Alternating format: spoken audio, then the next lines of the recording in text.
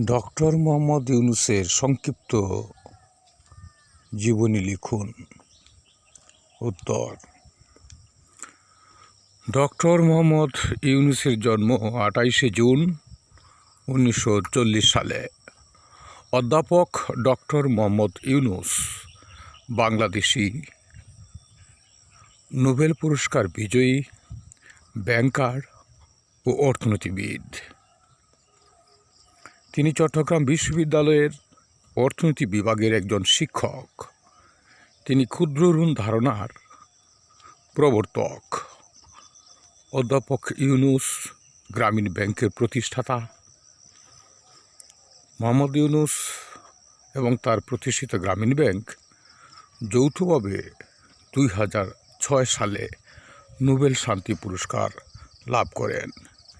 তিনি প্রথম বাংলাদেশি হিসেবে এই পুরস্কার লাভ করেন। ইউনূস বিশ্ব খাদ্য পুরস্কার সহ আরও জাতীয় ও আন্তর্জাতিক পুরস্কার লাভ করেছেন।